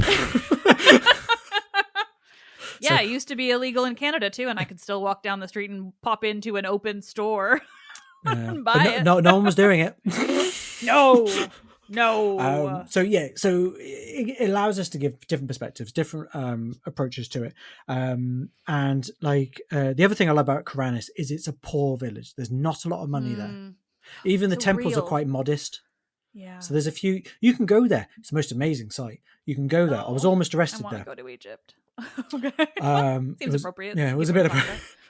Clearly, I didn't understand some things going on, and I wasn't supposed to be there. I had my 9-year-old daughter with me at the time, so that was great. No. You were like, this is really not my attempt. This is not what I was trying to do. So it's not how it was supposed to go. And like the tour guides and stuff were really helpful, really pleasant, but the police were there. I should point out I didn't get arrested in the end. But but to walk around this site, so the museum is tiny and it's amazing, and it's got it's got a couple of examples of the Fayum portraits. Yeah, that's all I think of when you said that word. Yeah, that's what I know of. The Fayum portraits are the painted portraits of mummies from the Greco-Roman period. So Karanis is one of the places these are found. So it's got loads of lovely toys from kids and all that. It's a lovely little museum. In a real town. Yes. Like, it's not a big town, not a glamorous town, just real it's a village. People. Yeah. Predominantly what it is a village, and you can walk around it. Oh my God. So I've never, oddly enough, as an ancient historian, I've never been to Pompeii. Really? Yeah, I've never been. And I walked around Karanis and I was like, I imagine this is like a poor Pompeii. Yeah. Because also the remains that exist are over a story high. Oh, wow. Yeah. So, in theory, you can walk into the houses. There's not a lot there, don't get me wrong. Yeah. But you walk the streets and you can feel how compact it is. You can feel how narrow and overawed you are by the buildings around you. And a lot of these houses were shared living accommodation, and like people would share courtyards as like what you might think of as an English garden, basically. And they share that space, but it was also where they would work where they would grind the mill to get flour and stuff like this. And they got the little temples. You can go into the little temples; they're still there. I haven't got any roofs or anything. I'm not talking. Yeah. You get the idea. Those don't tend to survive. But if you even have a wall taller than you, that's pretty impressive for an ancient site. And I also think if you're going to walk into a temple, if you get to walk upstairs, you've got to live that experience. Absolutely. So you get to go up the stairs and you get to walk up the walls and all this sort of stuff. And it is an amazing sight. And you can see where like a mummified crocodile was found and all that kind of thing. And it is just the most amazing, beautiful sight. But it is clearly small. It is clearly poor. And when you think of the narratives we get, it is usually elite, rich Roman perspective.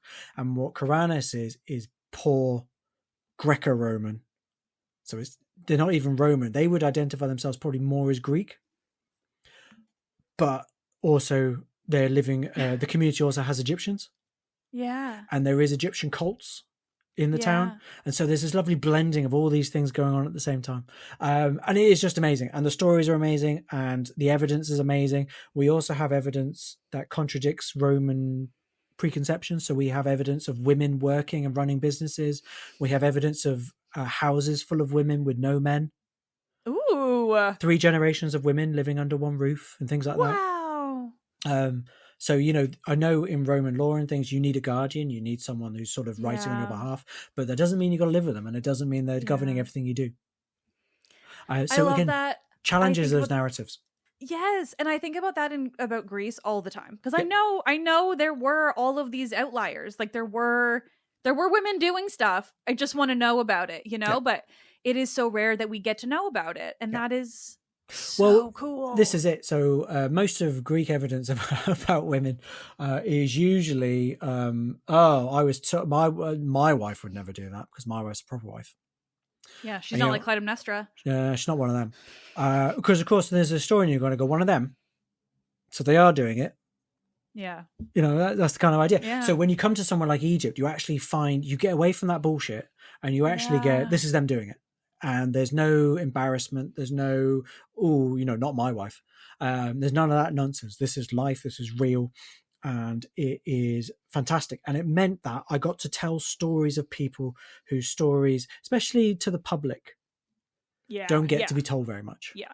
That's the truth for so much. I mean, and that's kind of what I think about when when I've spoken earlier and said things like we mostly talk about Greece and Rome and the ancient Med, and that's because I try to remember to come at this at least because I think I'm so deep now that even though I'm not an academic, I think like one for good and bad. But I try to remember that for the listeners broadly because I think, like this is what I want to bring to the not academic world is any and everything that I can find about like the everyday people, the stuff that you don't get taught in school about ancient Greece, the real, just like the visceral, the dark, the nasty, but also the exciting and wonderful and just like real people. It's so cool. Well, and also what you get to do is you get to find out what is missing from the evidence and what have years of scholarship ignored. So one of the things that comes up in a lot of these sites is we know that there was older cultures there or newer cultures there, but the original archaeology was only interested in anything that had Greek or Latin on it. Right. And that sounds like an oversimplification, but it's not. We have evidence of original excavations finding something that had Greek and Latin on it, writing down, copying the Greek and Latin and destroying the object. Because the object wasn't important. What was important was the written evidence. So these kind of innate, when we talk about biases, I think we can oversimplify, but this is one of those examples of the innate bias of Greek and Roman is what matters. Mm-hmm. And the language is more important than the object. Yeah. We don't now have that as archaeology evolved, as ancient history and classics has evolved. We don't have that now. Actually, we're very much like the object is more important than what's written on it to contextualize it. Yeah. It's a bit like the thousands and thousands of Greek vases we have of paintings. Yeah. Your first question should be, what does that vase do? What is its job? Yeah. To then understand why this picture's on it. So Yeah. the object matters more in many ways than what you see. Yeah. So we kind of move through those biases, but it doesn't mean the evidence isn't there. It also doesn't mean the stories aren't there. They're just waiting to be found. I mean, the final one is actually how I end the book as well. Is I end the book in ancient Ethiopia. Ooh. Because I wanted the symmetry. I start the book in Northeast Africa, and I wanted to end it in Northeast Africa. East Africa and Northeast Africa. I wanted that kind of symmetry of bringing us back to near where we began, in our minds at least. And the kingdom of Axum, which is in Ethiopia, was considered by at least one author that we have, was considered one of the four most powerful empires in the ancient world, next to Rome, Greece, and Persia. Later Persia, not the Persia of Greece. The Greek wars and all that. Okay. So Axum holds this position. It turns up around about the 1st century CE, probably earlier, but our evidence 1st century CE. And it turns up immediately as being an important player in that trade route I was talking about. Right. A trade route that goes from Axum all the way down to Tanzania. The east coast of Africa. Yeah. And Axum has this most amazing story where it grows in importance because of its role in the trade route. It then interacts and tries to build its own empire in Arabia, in the Arabian Peninsula. It doesn't go particularly well, but it becomes wealthier and wealthier, more influential and more influential, more powerful and more powerful. So everyone's talking about it, everyone's aware of it. And by about the 4th century, it becomes a Christian kingdom. But interestingly, its kings become Christian, and then they've got to try and convince the people. Whereas if you know anything about the history of Christianity, Christianity began as a popular religion. It came from the people themselves. Yeah. And then it was the elites that were the last to kind of get on board. So in Axum, it's the other way around. Yeah. But also, they are removed from all of the ecclesiastical arguments and debates of Europe. Okay. So the Ethiopian church becomes this very different Orthodox Christian tradition. Oh, and it still is to this day. Completely separate. Yeah. Wow. So the Ethiopian church has the claim of being one of, if not the oldest, continuous Christian tradition in the world. I bet Americans love hearing that. Yeah. Sorry, that was a generalization. I bet evangelical Americans love hearing that. But as a result, they have their own stories. So one of the stories is the Queen of Sheba. Oh, yeah. Okay. Being from Axum and being a queen of the Axumites, and having a child with, I think it's Solomon, King Solomon, and then her son being given as a gift the Ark of the Covenant. Okay. Bringing it to Ethiopia. So there is a strong Ethiopian Christian tradition that the Ark of the Covenant is in a church in Ethiopia. Wow. And you can visit that church, but you cannot see it. So obviously there's traditions of the, obviously the sanctity of the object, but so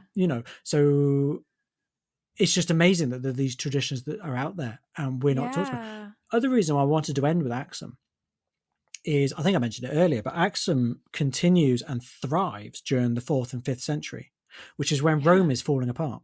Yeah. So the classical world that we think of as ancient history is ending, and we're entering what used to be called the Dark Ages. And Axum is having the time of its life. Yeah, it's in a golden age. It's in its own classical period, and I just love that juxtaposition. Yeah, so it then becomes involved in the story of the rise of Islam because of its interactions with Arabia. Right. I mean, there's one story. It's in the Quran. Where the Axumites attempt to attempt to take Mecca before the time of the Prophet. Yeah. It's actually the year of the Prophet's birth. It's the year of the elephant, as it's called. And they attack Mecca, and there is an elephant, a great war elephant that is supposed to rip down the walls of Mecca, and it refuses, and it bows down in the direction of Mecca. So you get all these miracle narratives within the Quran about it, and it's called the year of the elephant. And it's remembered in that tradition. And then later on, when the followers of Muhammad, the Prophet, are exiled from Mecca, most of them take sanctuary in the city of Axum. The Christian Wow. city of Axum brings them in Yeah. and gives them sanctuary and says, don't worry, we'll look after you. And then the people who were trying to get the exiles and basically punish them and kill them said, fundamentally, hand them over and we'll give you whatever you want. But the Christian king of Axum went, no, they're under our protection. We will look after them. And they stay there, and they stay there for a long time, like over a decade. And then finally, when Mecca is taken by the sort of Muslim followers, the exiles are returned or allowed to return or do return. Yeah. And they go back. And there is a late Muslim tradition that the Prophet said in one of his sort of edicts. It's not in the Quran, but he says basically you cannot declare or wage jihad on the Axumites. So do not touch Ethiopia is basically his rule. Spread whatever you want, but we owe them a debt. Do not touch Ethiopia. Interestingly, we have medieval Islamic scholars questioning whether or not Muhammad actually said this and whether or not this is even true. But what's more interesting is during the expansion of Islam and the Islamic, the various caliphates and things like that, not one of them attacked Ethiopia and attempts to capture it. And actually, it's not until the Ottoman Empire that Ethiopia is taken. Wow. Yeah. So, even if it wasn't necessarily true, the Islamic tradition was strong enough to at least kind of go, we'll leave it alone. Yeah. Well, and I think that, not to, pick and choose, but that's basically most religion, it's like, maybe it didn't actually happen, but the impact of it as a story is enough to, influence people in that way. And I say that lovingly, not as a criticism, but just in that way that, that's how religion kind of works. And it's so interesting to know that, whether or not he said it, the importance of Ethiopia was solidified there. That's so cool. It's amazing. And the Axumite kingdom is an amazing kingdom. And there is archaeology there. There's an amazing site of sort of a burial ground of what we believe to be a royal burial ground with these large stelae sort of monuments that look like tower houses. And it's amazing. It's an amazing place. It's an amazing history. And it's one that's not talked about. And a lot of the sites I write about, there's not a lot of evidence. So it takes a very particular way of asking questions to kind of get to that evidence. But the Axumite kingdom, there absolutely is. And it's in the narratives that we're used to telling. We just don't include them. Yeah. I wonder why. It's a mystery. African history being ignored in favor of pretending like the whole continent is just not doing anything?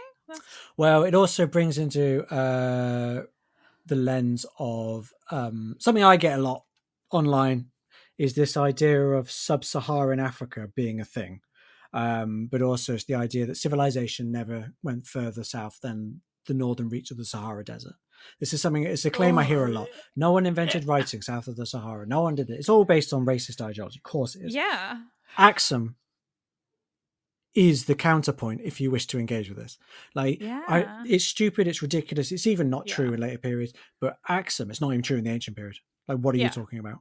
Yeah, no, it's also just so on its face racist to suggest that. Look up Ge'ez is the language of Axum, and you can see the amazing illuminated manuscripts of their Bibles that date from this sort of period. And they're beautiful and they're amazing and they're uniquely Axumite in their design. They don't really look like anything else. They're just so amazing and beautiful. And they're there and they're written in their own script, in their own alphabet. And it is definitely one of those things where you're like, how are they not part of this narrative? And one of the reasons, there are many reasons, you've touched on a few of them, but one of the other reasons is because they disrupt the narrative we already tell. Yeah. Because if you include the Axumites, you've got to include Islam in the conversation about the ancient world. But the Islam is medieval world. You have to rewrite the narrative on the entire time period when Europe was, quote unquote dark ages. Yeah. And down there in Africa, they're kicking ass and, have like you said, having their own classical period.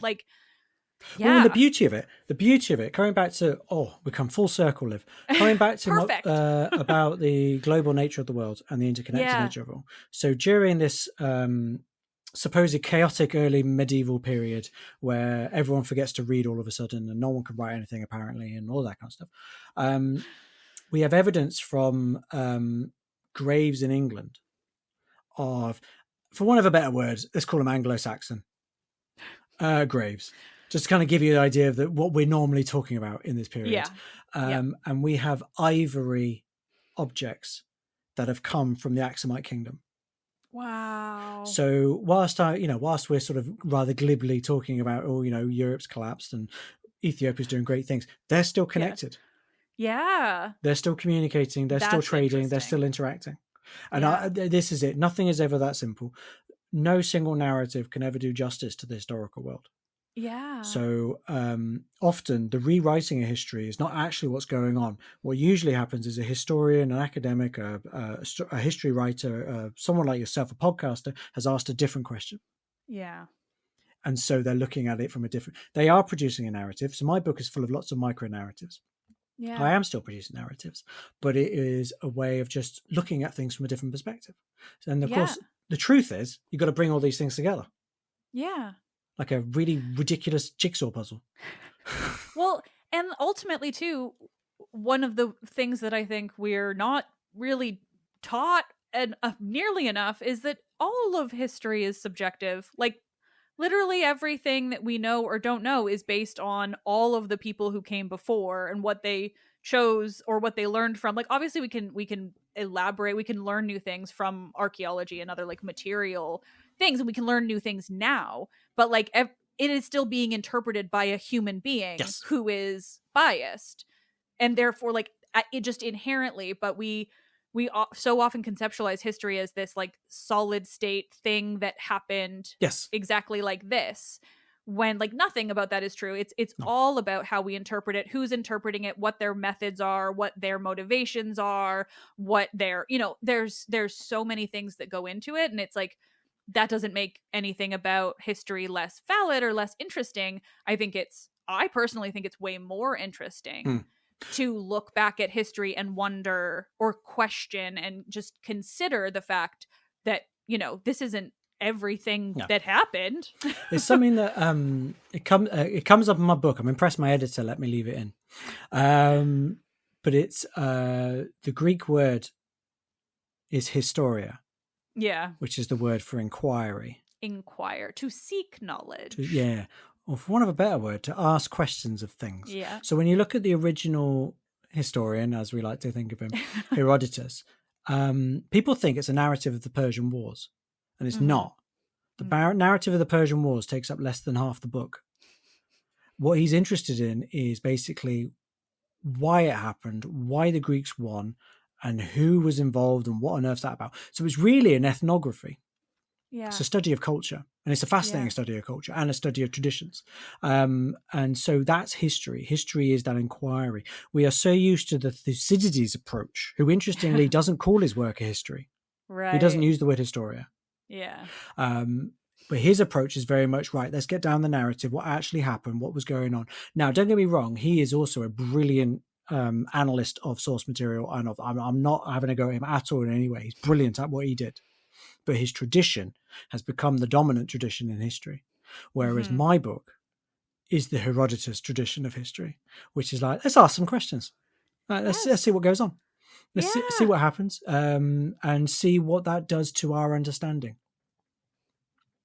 Oh, I love that. That's what I want out of history, because I just ask these questions anyway. So I want to know, or I want to hear that people are researching it, or, all of these things, because I mean, I think now more than ever, it's important that we're like questioning how we understand history, like how we conceptualize it, and just so many different moving pieces. So I'm thrilled that's kind of how you went about it. And this has been so much fun, and I've learned everything.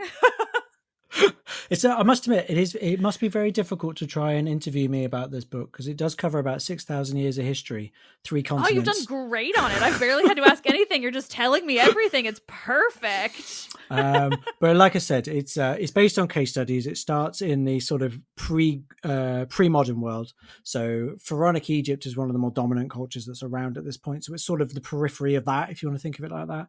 It then moves into the Greek world and what's going on at the periphery of that. So I mentioned Ukraine. There's also Massalia, which is Marseille in France. One of my favorites is Naucratis in Egypt, where the Greeks are the dirty foreigners. So that's an interesting flip. Damn right. We then move into the Roman world. So I mentioned Caranus. We mentioned Volubilis in Morocco, and also Hadrian's Wall, because I live in England. Right. It's up the road. Yeah. It's amazing. But also the last section, which is where we get into Pakistan, we get into Ethiopia, we get into China, is literally outside the classical world. Yeah. And it's what's going on outside of it. What's going on at the edges in their worlds. Yeah. And seeing what's happening there. And we see commonality, we see difference, we see inversions of what we're told by our evidence, what we're told by our Greek and Roman writers. But we do see a lot of commonality. And I think I kind of end the book with dare I say, a message of hope. But it is that kind of idea of, I think history has a lot more potential to unite us than it does to divide us. As long as we're asking particular questions and as long as we actually let the narrative speak for themselves as best we can. Yeah. Yeah. Oh, I love that. I love that. And that's, I mean, what I want to, I don't know.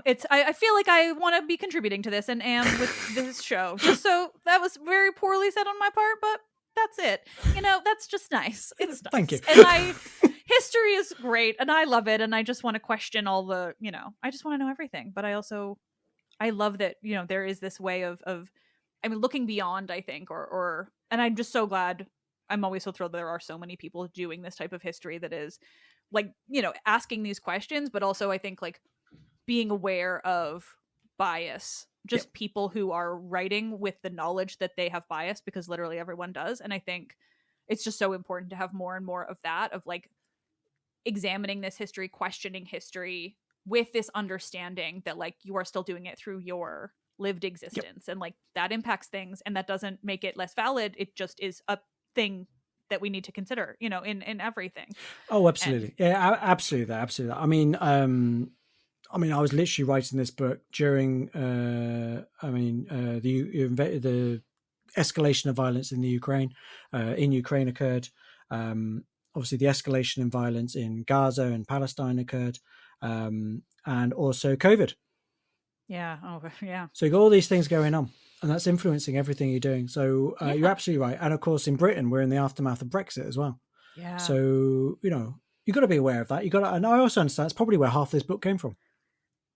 So, yeah, and that's great, and it's just like about recognizing that I think is so it's important, but it's also interesting. Like I think that's like and it's an interesting like way to be going about talking about this. Like everything about my show is influenced by like what the hell is going on. I thought you were about to say everything about my show was interesting, and I was going to agree. Well, I like to say that's true too, but sometimes I say wacky stuff. Who's to say? But no, yeah, it's just we are humans, and humans are influenced by everything around us, and I just think there's this tendency in the past, at least, to pretend that everything that the old white male historians said was just the way it was. That's just how it was. That's it. Yeah. It's right. We can undo that. Be upturning that. We can undo that. Exactly. Yeah. Now, this has been so much fun, and I'm going to let you go. Is there anything you want to share with my listeners about reading more from you, following anywhere? I don't know what still exists, but yes, absolutely. I mean, I'm on Blue Sky under what's my handle? Rees History, I think it is. Also run a Substack newsletter, which has a lot of these sort of random things that I find in my research that I just find interesting. Some of which I've actually mentioned today. So like the Atlas statues in India and things like that is all stuff I like. So that's Our Ancient World is that Substack. So I'm on there. But ultimately, so this book has just come out. So this is The Far Edges of the Known World has just come out in North America as of the beginning of October.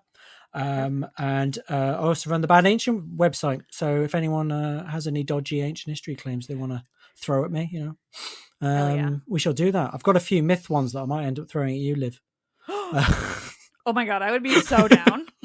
We might have to do that. I would be so down because I'm kind of crazy. No, please. Yeah, let's talk. That sounds so great. Thank you so much for doing this. It was a damn delight and almost 2 hours long, which means it was really good. No, brilliant. Well, thank you so much for having me on. I've really enjoyed this, and I've just been. It's nice to just have a conversation about a book. I'm so glad because that's what I like, and yeah, that's the only way I can honestly talk to people in this show. Sometimes people want interview questions, and I'm like, that's not going to work for us. Either we're going to have like a casual conversation, or it's not happening at all. Gonna let the ADHD go wild. Exactly. Exactly.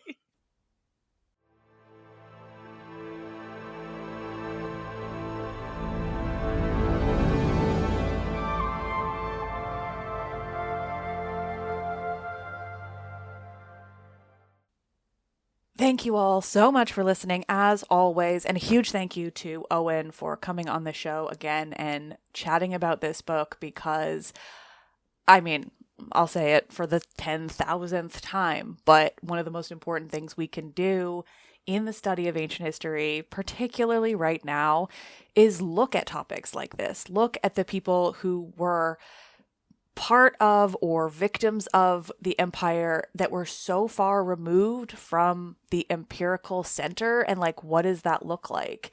And how do those people live differently? How are they just, almost a completely different subset of this otherwise enormously famous empire? Anyway, absolutely fascinating. Owen was so interesting, and I'm so thrilled to have this book. You can find a link in the episode's description, as well as a link to Owen's site, Bad Ancient, and various other things. Enormous thanks to all of you. Again, now I'm just rambling because I'm recording this at like 8 in the morning and I'm going to scramble to edit it so it's not out too late. But here we are. Let's Talk About Myths, Baby is written and produced by me, Liv Albert. Michaela Pangowish is the Hermes to my Olympians, the wonderful producer. Select music is by Luke Chaos. The podcast is part of the Memory Collective Podcast Network, a thing that exists slowly and which we are still working on. I am the author of an upcoming children's edition of The Odyssey that is slowly devouring my soul in the best possible way because it's The Odyssey. Stay tuned for more on that. I am Liv, and I love this shit.